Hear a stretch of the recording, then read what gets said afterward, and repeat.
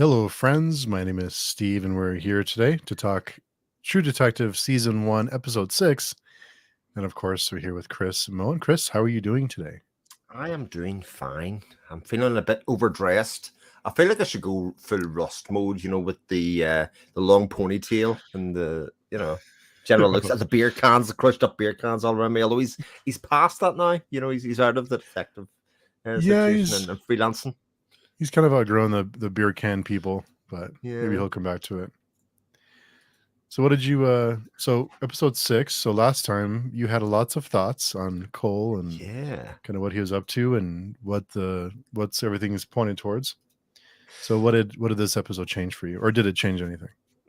So it felt very much like they tried to paint Cole in a totally different light, which is interesting because the person doing most of that painting is obviously Marty and Maggie, and I actually say it's more so Maggie than Marty, although both are still pretty defensive of Cole, which, given the events that happen in this episode, is sort of interesting. Yeah, I was going to ask you about that. What you thought of, first of all, because they hint around they're falling out throughout the series, and they hint around about it now. And now they have Maggie in the interrogation room. So what was your thoughts on that, on the falling out? So I think I predicted about episode 2 or episode 3 or what it was that Maggie was going to be the falling out point. It seemed that they'd set that up quite well, regardless of everything else that was going on in the case, all the weird and wonderful stuff was going on. It was going to be centered around her, and I sort of expected what happened, although they threw that kind of curveball with her going out to the bar by herself. I didn't actually see the link, because they do jump around chronologically quite a lot this episode, so you don't know what sequence events are happening in, all of that kind of stuff. So you're like, oh, is this present? Is this past? Is this recent past? Or what's happening? And I suspect this will happen more and more as the series comes to conclusion, is that you may feel, oh, this is happening then. The only real giveaway is the hairstyles. That's pretty much it. Yeah, I think hairstyle is probably the biggest giveaway. Facial hair maybe, but yeah. So the falling out, you did call it early on. That I couldn't tell you that at the time, but yeah. It seemed the most normal reason to fall out, because they didn't fall out completely. And I suppose in hindsight, I probably should have led me away from Maggie, because that kind of stuff will leave a stain, if you know what I mean, on a relationship. That's the kind of stuff, like, men don't really fall out, I think, in life. I think it's a very unusual thing. I think myself and my dad talk about this all the time. Like, men don't have this constant need to be in each other's lives. I can not see somebody for 2 or 3 years and then rock up and be like, yeah, how's it going? You've been keeping well? I've been doing much. There isn't that need to be constantly in each other's lives, although fallouts, when they happen, usually stick. Usually pretty hard lines for that kind of stuff. So yeah, I wonder. It actually does make me wonder about Marty's character, because there's a lot happens obviously with Marty here. One of the main observations I actually wrote down at one stage, he does all right with himself with younger women. Yeah, and you had mentioned something earlier during that episode when they're at the brothel, or the commune, as I called it. I think, yeah. You had mentioned something. I think you were halfway kidding that, kind of like "see you later" kind of thing. Yes. Yeah. And Lily Simmons came back, obviously, from Banshee, in a very similar role to Banshee, if you've seen Banshee. But it did make me wonder, because obviously there's that scene where he viciously assaults the two guys who are with his daughter. And it's almost like he's beating himself up, because that is him. He is with these very young women that are, way too young for him and not really this thing. But that because it was his daughter, he was blinded by the rage, but ultimately he's really beating up himself in that way, because that's who he is as a character. And I thought, right. Yeah. And I think it's interesting, to your point, when he's done with that, because he's done a lot of stuff. When he's done with that, he goes out to his car and he throws up. Yeah. Because of this, a very interesting point. Yeah. Again, that kind of thing of Marty is a lot of things to a lot of different people, but at the heart of the heart, I just think, Maggie puts it really well when she says, like, Russ knows who he is, and I don't think Marty has ever really figured out who he was as a person. He kind of wanted to fit and belong in a lot of camps. And I think I can recognize Marty in a lot of people that I either grew up with or grew up alongside, of people that were one thing to fit in, but actually at the heart of the heart, there was something else. And, they could never get away from the image that they project and their core values, etc., which I think ultimately is why Marty and Cole, it's about as severe a thing as you can do to break up with another man, or that thing to fall apart, but ultimately sort of forgives it because he must have taken responsibility for that somewhere along the line himself to say, this was probably a bit me, like just an NC bit me in some way. Yeah, I guess he must have right after a while. I kind of come to terms with it. That's just you don't do that kind of thing though. That's against the rules, right? I mean, you don't. But I've always felt like there's been something with Maggie and Russ. There's been some kind of little bit of chemistry there. Not that they've ever, it's never been overt, but there's always been a little bit there. Like she's always, kind of been at least curious about Russ. Yeah, there's definitely they played up that there was enough chemistry that even Maggie would see this as a viable thing, as a way. She probably knew there was, if she pushed it hard enough and at the right time, this could. I mean, that's why she called his house. That was very much the idea. There was no talking around it. There was no coming around it. This would hurt to a point, and I thought it was really interesting because there are two sex scenes within this episode. One is obviously with the girl from the commune, Lily Simmons' character, and that one's very. I was trying to compare the two. The one with Rust and Maggie is a lot more erotic in some way. Mm-hmm. There's a lot more. You can see that sense that there's a connection there, whereas the other one seems just very physical. Very much a kind of it's Wednesday, 11 o'clock kind of thing. This is what I'm gonna do. But you really felt the connection at the heat, which also led to the realization, like so well acted and so well portrayed, of Rust when it finally happens, and the self-hate and the hate of himself that he knew what was happening and he couldn't control it, obviously because of the drink or whatever it was, and he got very angry about it. And you think sympathize with him because she did very much use him. Oh yeah, she used him and of all the things to be done with Marty, of all the things to do, that's the thing that would get rid of him. I mean, that's the thing that he wouldn't ever get over. I think she tells him something like that, like, it's the one thing you can't get past. But for me to be with him. This comes back to the point of actually painting Rust in a different light, because obviously I've been setting him up and very strongly in the train of Rust's in the middle of this somewhere, and he still might be, but actually it's Maggie who's portrayed as the bad person, just because she projected her disappointment and hate with Marty and involved Rust in something that, it was very unfair. Like, and created a situation whereby, I mean, if nothing else, Rust was pretty badly beaten up. I know Marty was receiving the end of a fair bit of it as well, but there was a pretty physical encounter there between the two of them. Yeah, I kind of get the feeling that Rust lets him get a few shots in. He doesn't fight back as much as he could. He kind of lets him. Kind of feels like he deserves it. Like maybe it'll make him feel better. Well, it was that thing. He turned up for his files, but I don't think he really did. He just needed to face and get that kind of demon put aside and just be done with it. Let's move on past this, or certainly he needed to move on past it in order to do whatever else that he needs to do, or he feels he needs to do. You had mentioned that the sex scene between Lily Simmons and Marty, and in that room, there's lots of almost like children's things in it. It looks like a little girl's room, which made it a little creepy. Yeah.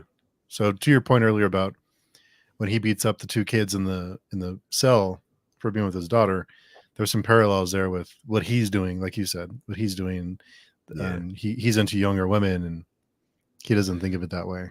It's interesting. I kind of thought if you were one of the two young men in the cell, what would you have done? He gives them the choice. You can either get charged with statutory rape or come out and I'll beat the crap out of you. And I would let him charge me, because that means dragging his daughter through it. I mean, a smart man would look at it that way and say, you're not going to put your daughter through that. This is very much I don't know. Then I mean, yeah. I guess That's a I risk. might take the beating. I'd probably take the beating and just be done with it and just take my beating. I'm one, Because Steve. imagine the beating you'll take in prison after that. That's right. That's long term. See, if the two of us had been there together, Steve, you'd have talked me into it and said, right, okay, good point. I would have taught you into it. Just let him beat you up and let's get out of here.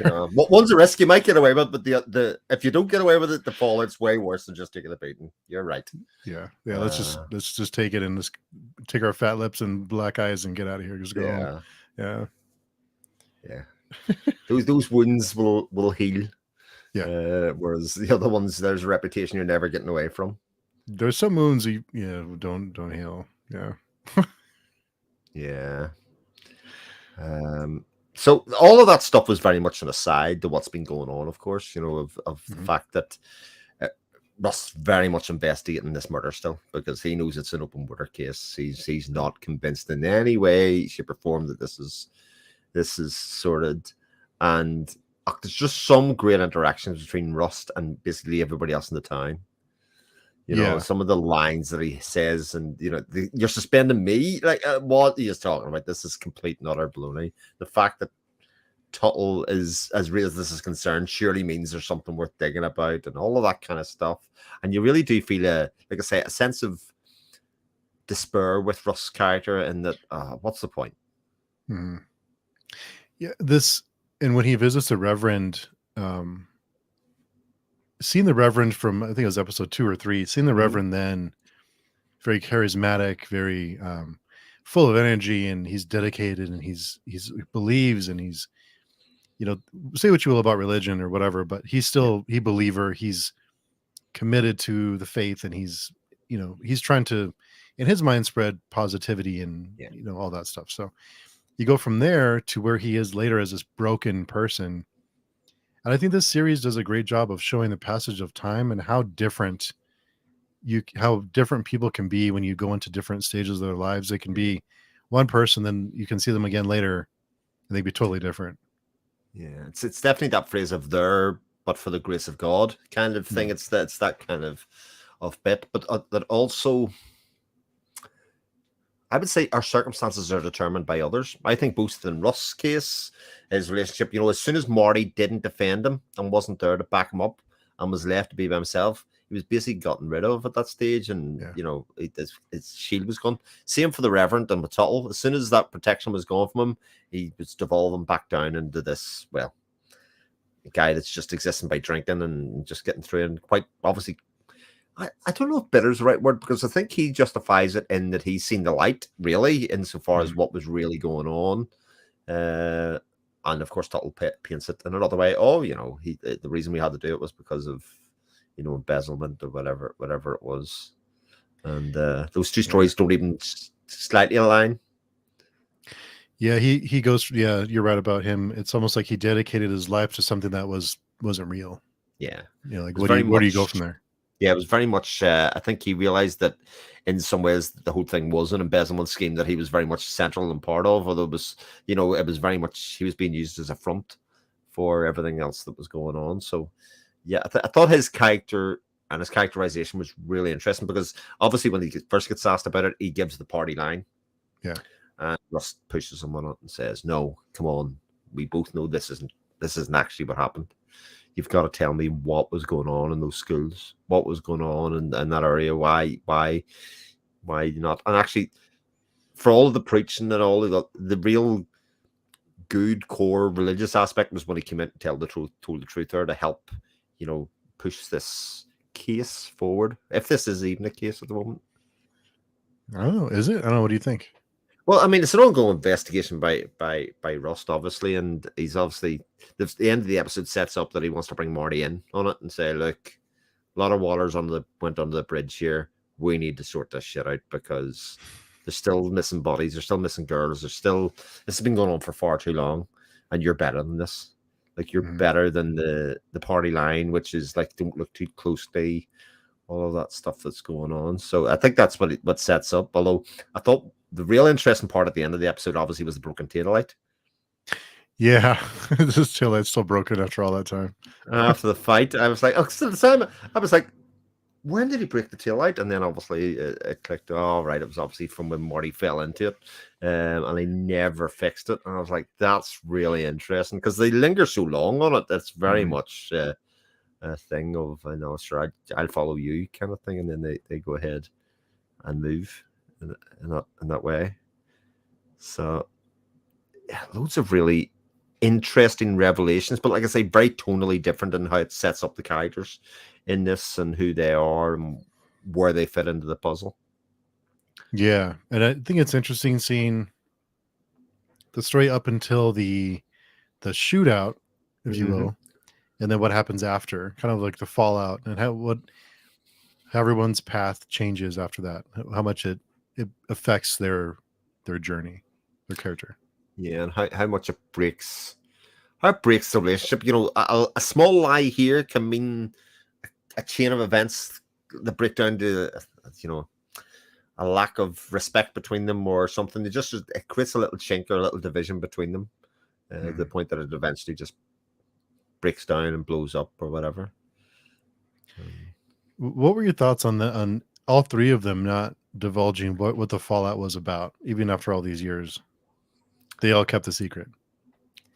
Yeah, it's one of those things that you kind of go, oh, why is it that big a deal? That they, especially from Marty's point of view. Okay, if he admits it, and he has to admit his own infidelity and stuff.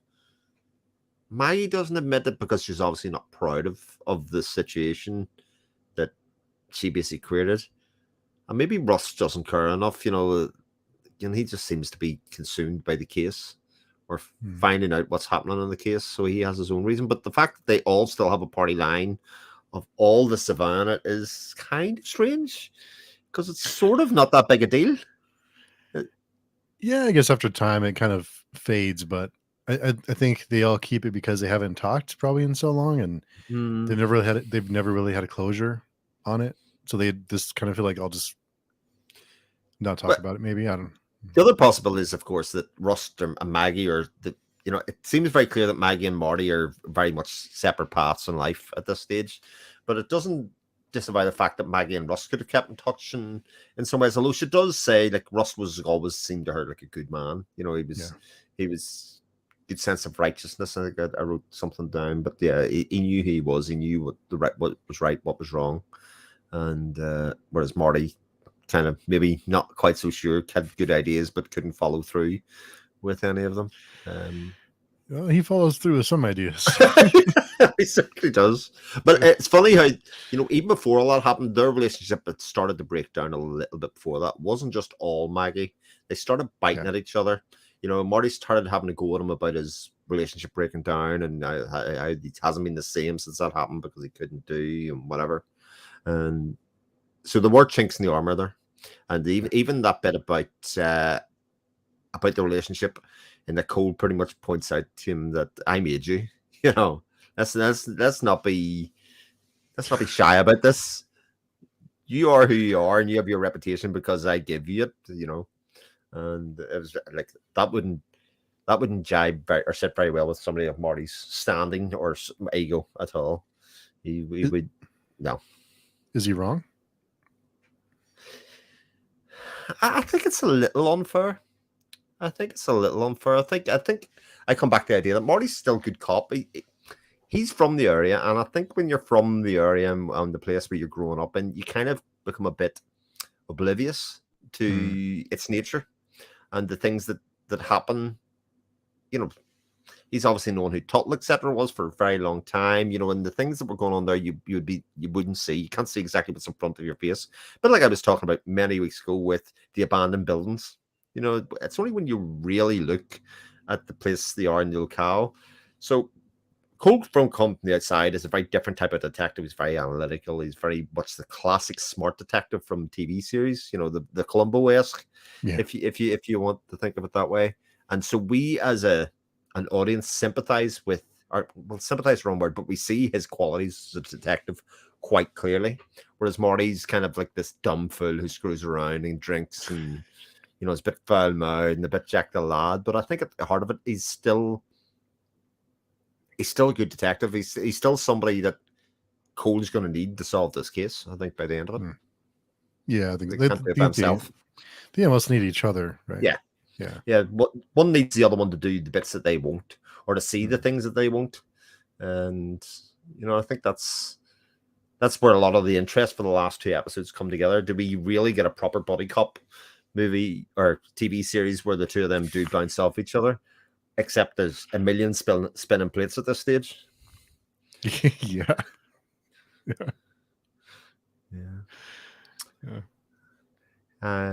The scene then with Tuttle, obviously, when he does go to press him, straight after being told don't be messing around and be representing yourself or doing all that kind of stuff, and he goes straight for the juggler.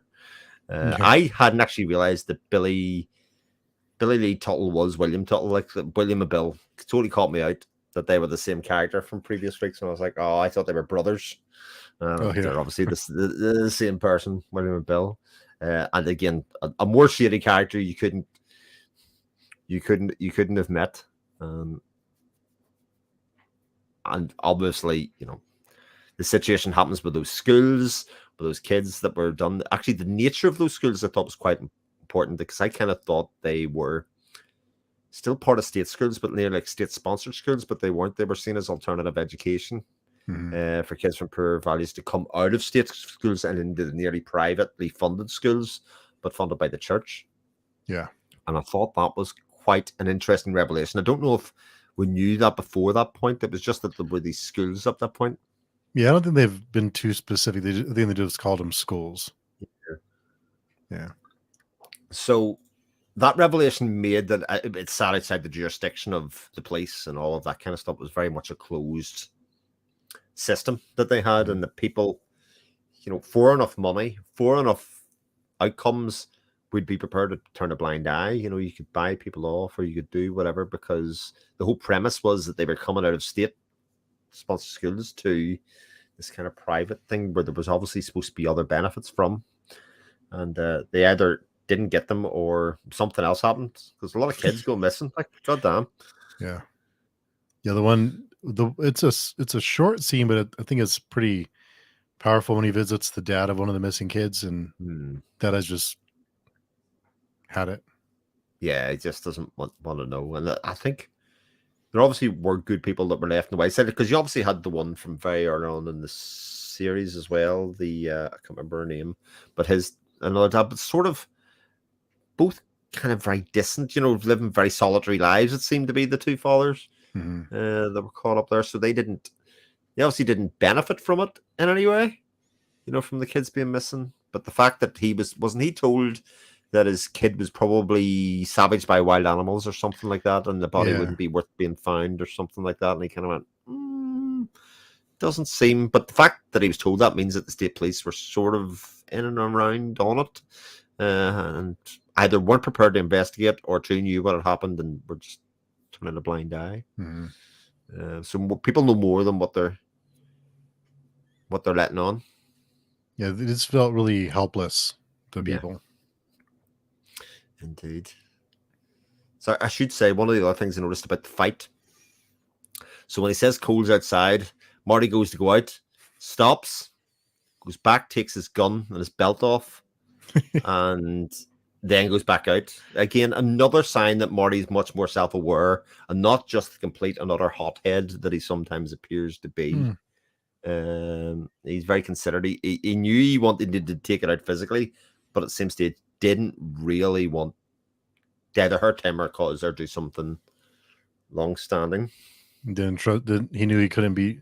I wasn't sure if he couldn't trust himself or if he was afraid of what might happen if maybe Russ got a hold of his gun. Or but I think either way he had the presence of mind to go, no, I'm just about to lose the plot here. A bit like with the two kids in the cell with the putting on the gloves. He brought the gloves to prepare so that there'd be no marks on his hand.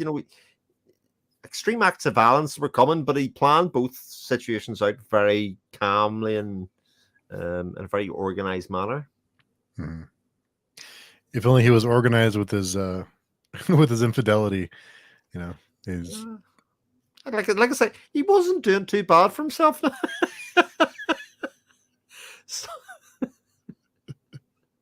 Oh dear. Yeah, I think it's interesting that because I wonder if she's attracted to him because of what happened earlier. If it's because of her interaction with him earlier and because he was in the newspapers, Hmm. because she mentions to him, like, you're a big hero now. And they, it's a big deal. And so I wonder how much of that is him and how much of that is just maybe things that she's been through before. She's drawn to him for some reason. Well, I mean, he is very much a guardian figure, which she hasn't had Mm, before. I think that's been pointed out quite clear. A lot of those women in those communes have been abandoned, specifically by men, or used specifically by men for mm, nefarious means. Whereas, like, even a very broad level, she got given money by him, and he was a person of authority, and he didn't want anything back from her. Certainly at the time, anyway. He just, even though we as the audience look at him and go, "How utterly pathetic." yeah. Was that given of the money I've heard, a savior from yourself, there's $20. Yeah. Um what a hero. But her attraction to him, I don't know, at a certain point, like, she was working in, look, not a terrible job or anything. She had a job that she was holding down. I would suspect that you'd have some sort of friends or something at that stage. But again, she seemed quite solitary by herself and didn't really seem to bother, which seems to be, given the amount of young women that have went missing in that town, maybe there just aren't very many other young women left, Maybe, yeah. that are around. That is quite definitely a possibility. So, Hmm. uh, Maybe she feels like an outcast just because of where she's come from and what she's been through.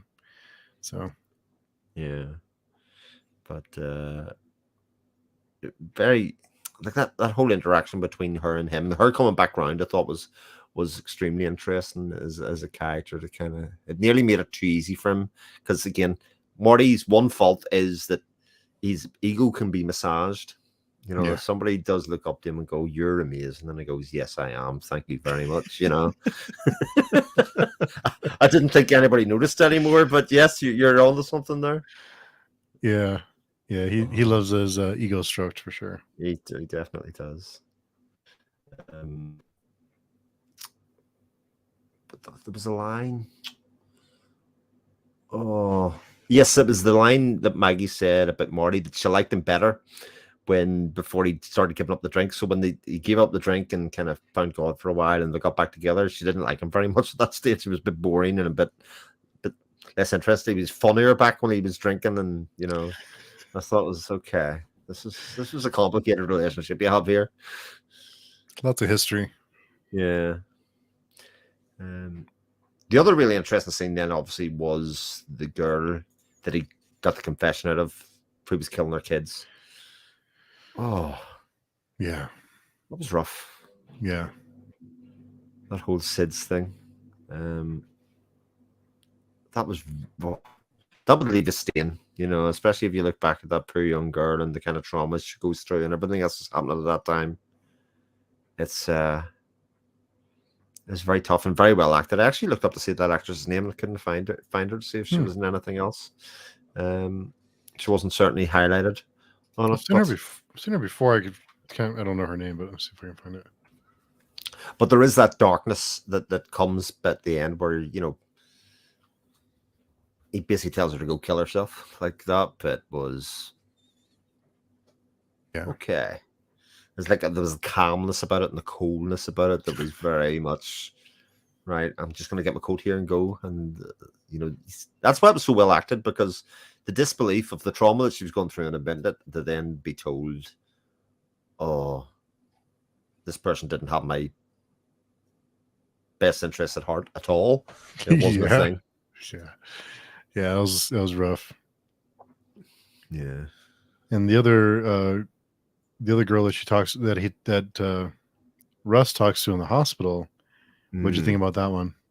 So again, I think I talked about that the previous weeks, that with these two kids, there had to be something else involved there, between obviously the young boys there, but she was left. It's a strange scene Mhm. because it kind of leads to the fact, oh, he can't go back there again, but obviously that scene is in there for a reason. Narratively, I don't think it was obvious that he would go back and visit her, especially in such a drugged comatose state, something like that. He didn't get anything out of it other than she howled and wailed The only thing narratively that happened is he ends up getting it's his first reprimand work for going to do it. Thought that was a bit weak. I was just doing his job, just because it ended in a squealing match or otherwise. You know, he walked away fairly quickly. You know, there was no major issue, but like, does it really do anything else? It feels incomplete insofar as that girl. Maybe we're another 5-10 years later after that of it, or what is it, 2002 to was 10 years or something afterwards. Yeah. Maybe when he goes back to see her again now, she isn't much. You know, in the next 2 episodes, revisit that again. She's in a different state to answer those questions, and maybe not as traumatized or otherwise. But we shall see about that. One of the great mysteries. Yeah, I mean, just imagine going through something like that and then having to live with it at such a young age. You know, maybe it is one of those things where maybe that leads on to the fact the conversation with, that was afterwards, where he does tell the girl at the same stage, you may as well kill yourself because this kind of trauma you don't come back from. I've seen it with my own eyes. This kind of stuff is just not something you can ever live with. Even when he probably thinks about himself and his relationship with his own daughter who died, it scarred him very badly over that period, and that he lost a wife and a relationship over it at the time. So I'm trying to think what else do you have on your notes? So what else do I have? I have a lot of the interactions between, you know, the interaction between Maggie and Marty when she tells him she's sitting waiting very carefully. And it's not enough to just tell him. She has to say it in such a way that it really hurts his masculinity. Oh yeah. That she hadn't had sex like that since before the kids and all of that kind of stuff is like very much just to hurt him and exactly the bits that she knows will hurt Marty. You know, the emotional connection is one thing, but actually, you know, that his manliness or his masculinity was called into question is something that that would hurt him quite a lot. But yeah, she knows exactly what to say to. She does. To get him, and all that is just to make him go away. Extreme, yeah, but effective. You know, yeah, it was extreme. I mean, yeah, it worked, but it's pretty brutal. I mean, it is, but it doesn't show her character in a very good light either. You know, it's very much. Everybody's a bit fucked up in that place in some way, whether it's because of what's happening or just the general area and region. Yeah, I kind of took it as Maggie is just, she's been through so much and she's put up with so much for so many years. And she's taken him back and he keeps doing the same. And she's just like had it. And she's just, you know. And need to stop. Done. Stop. Yeah. And she just wanted to be done with him and will do anything she has to just to be done. Just to make him go away, because he won't try and reconcile anymore. It'll never be the same. No, it won't. But which I thought, you know, obviously very cleverly written and very cleverly played out, because there is a finality to it. There is an end to that relationship, especially when it's kind of intimated that his relationship with his 2 daughters is already gone and broken anyway, even before the assault. You know, it's very much he's the outsider, even how he treats them when they're watching TV and all of that kind of stuff. He's not daddy hero. No, when the kids used to run out to him and daddy, how's it going? He's not that man anymore, and he's back drinking and all of that kind of stuff. So crazy. Yeah. Great though. Yeah, indeed. So the only other things that I have are around things outside the show. So things that I didn't know, you probably did know, but Matthew McConaughey was offered the role of Marty initially, and he turned it down. Really? Yeah, so I don't even know how it came up on my YouTube feed, but it was an interview with McConaughey, and he says, no, he was offered the role of Marty, and he went back and read the part of Russ and went back to his agent and says, look, I don't want to do Marty, but you got to get me this part of Russ. There's much more interesting for me to talk about. And the fact, obviously, Harrelson and McConaughey are very good friends, but they were asked about, you know, the relationship on set, and Woody Harrelson says, "I don't know. I never met Matthew McConaughey on set of True Detective, because he was always in character. You know, he's Oh, Method, very yeah. much, it was method the whole way through. So he says, I've no idea what Matthew McConaughey was like on True Detective because that wasn't him. But they've just been cast in a new Apple TV show. It's come out. Yeah, comedy, right? Comedy, yeah. That seems very, I mean, I can't remember. I remember just looking at the set and going, okay, I mean, if that's a comedy, I'm not really sure, but that's interesting that they get put together, especially because they do seem to be such good friends. Yeah, I wonder if it's going to work. I think certain things they come and go and you leave them alone. You just, there's, I don't know. You trying to say Lethal Weapon 3 and 4 shouldn't have been made? I don't know. No, they should have just stopped. Yeah. Leave it well enough alone. 3. Yeah, okay, I can accept that one. Yeah, it's been a while. I don't know. But interesting setup because it does, and I'm sure I'm totally wrong in this. It now feels very conventional detective show at this stage, and the 2 episodes left. It'll ramp up the case. A lot of the inside drama seems to have been resolved a little bit, and that we are then on the hunt to find the real perpetrators of what really is going on in this part of the world. But that's 2 hours to fill. What do you expect? What are your expectations? What are you thinking? What do you? So I think, like I say, I think the guy needs to get back together to solve it. I think, obviously Marty has access to resources that Russ doesn't. He's from the outside looking in. He's been working this for many years, but obviously Russ is fed up playing the games with the detectives. That's the bit that I still think is quite interesting. So the 2 detectives that have been investigating the investigation in the story that I just outlined, they don't fit into that, but they obviously, it feels like their story is only starting, if that makes sense. They've been doing the interviewing, but they obviously have their own angle and their own ideas, and they are very much looking at Rust from the outset. They are unconvinced by where he's been, what he's been doing, the things that they even found out, whether they were even properly investigated. And even the fact that they brought Maggie in suggests that they wanted a bit more insight into what happened there. They have their own suspicions about what's going to happen. So you're going to have these 3 investigations going on. So the Russ Marty investigation, I expect, then the main detective investigation, and then the obfuscation of that Tuttle, etc., is going to want to do, as they get closer. If he's the governor or still, maybe, I don't know, whether, what happens there, and then the role of everything else. There was one other scene. Just before Maggie came in, Rust had the antlers and stuff, etc., on the table and was shining the light through and trying to project on the wall. I was looking at, why is he doing what he's doing? What's he trying to see as he goes through? That was the one other scene that I went, this show's pretty good about laying little breadcrumbs there to kind of say this is what he's investigating.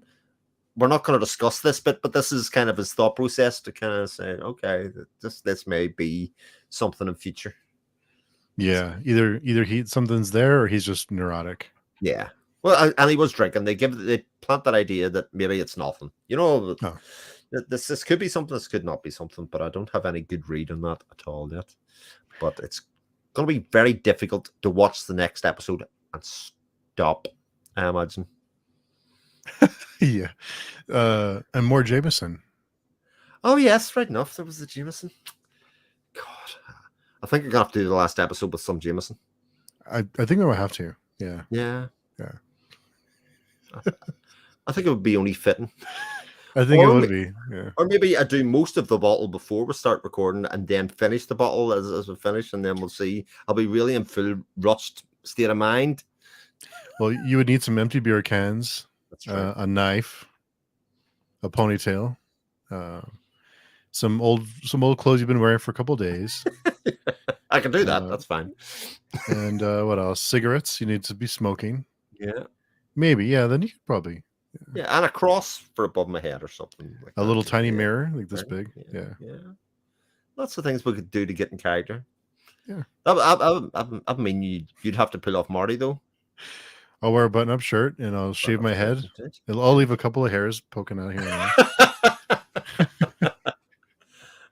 And he drinks bottles of beer. That's all he drinks. I can handle that. Yeah, Sure. Yeah. make it happen. So very interesting stuff. Like very enjoyable to watch and guess and do all of those things because it is so multi-layered. I think. Yeah. There's a lot going on, a lot that could be going on. Enough red herrings, enough layers that we can go down and chase. But it is interesting to see in the amount of characters that they're bringing back that you knew were actors too prominent to not come back. Yeah. Famous, which leads me to the one that hasn't reappeared is Clark Peters from The Wire, Lester Freeman. Oh, He's yeah. in episode 1, has not reappeared. To me, is way too famous an actor just to use for one scene in one episode. He's connected to the church. He's coming back somewhere along the line. We'll see. We shall see, indeed. There could be a really great red herring to use my way of watching TV series against me. It occasionally happens, and I've actually heard some TV producers talk about it and directors talk about it, that they purposely insert a sort of semi-famous actor into a role as a red herring, because a lot of people have worked out that if a certain level of actor is cast on a show, they have to have prominence. And so they did it on purpose just to kind of throw you off. So this could be one of these cases or could not. So we shall see. Maybe I don't have anything else to go on other than the fact that I recognize Clark Peters. That's it. You said it would be hard to not finish. Did you want to do the last 2 episodes together next week? Oh, we can do one at a time. It's kind of fun because if they do tease something at the end of the next episode, then the speculation is 90% of the fun. Anyway, it's true. Very true. Yeah. Well, cool. Anything else you have in your notes you want to mention? No, I have went through everything that I had noted.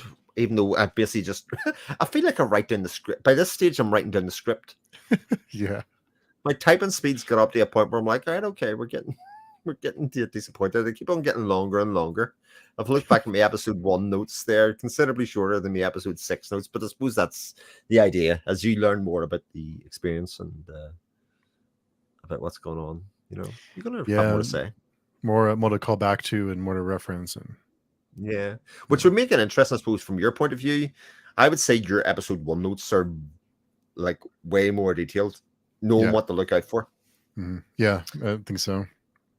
There was a couple, like this episode, I liked it. There's not like a ton though. There's things to dissect, but there's not like a long list.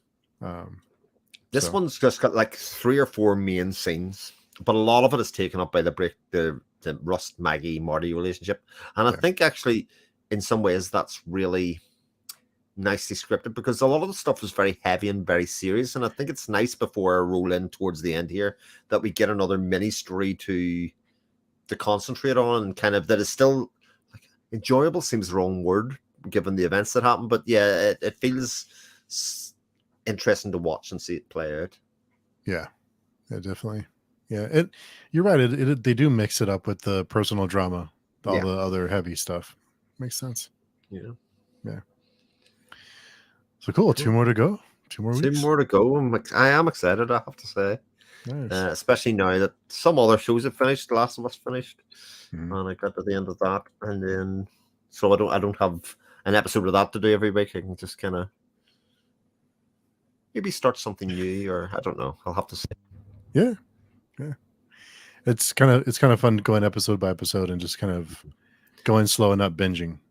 Yeah, well, I rarely binge anything anymore. I had to stop that a few years ago. It actually frustrates the hell out of my wife now, and then I will not do more than 1 episode a night of something. Like I'll do an episode 1 a night of something that's an ongoing series, but more than 1 episode, no. It's more fun 1 episode at a time to kind of think and evolve and have it sitting in you all day. And I think in some cases my wife does enjoy it because she's like, something's really tense 1 week. She's like, I cannot think about anything else all day other than the episode, this episode and how disturbing it was or how much it's affecting me or how much I'm worried about the characters and all that kind of stuff. And I don't think you get that if you just binge. No, you don't. You don't. So I enjoy that part of it for sure. Nice. Awesome. This is definitely one to take slowly to Yes, it is. Yeah. Yeah, because my wife was going to catch up with me for the last couple of episodes, and I went, but then you're going to do like 6 episodes at once, and I think you're not going to get the real true flavor. I think of because part of this is the world that it's in, etc. So she watched the 3 Hangover movies today instead in a row. Oh, Wow. my God. And how are you as a human being now? Well, it's a good laugh at least, right? It is indeed. She laughed. I mean, there's worse things you could do. Indeed. Oh yeah, a lot worse things you can do. Yeah, indeed. Good use of the first day of midterm. Nice. So next week we'll be on your channel talking episode 7, almost there. Indeed. So everybody come by and catch us there. But Chris, in the meantime, if someone wants to get in touch with you, where's the best place to find you? So you can find me on my YouTube channel, just at my name, or you can find me on Twitter at 7o'clockshadow, or on the Page Tune forums, where we have more reads getting started. And there was a lull, and now there's not much of a lull anymore.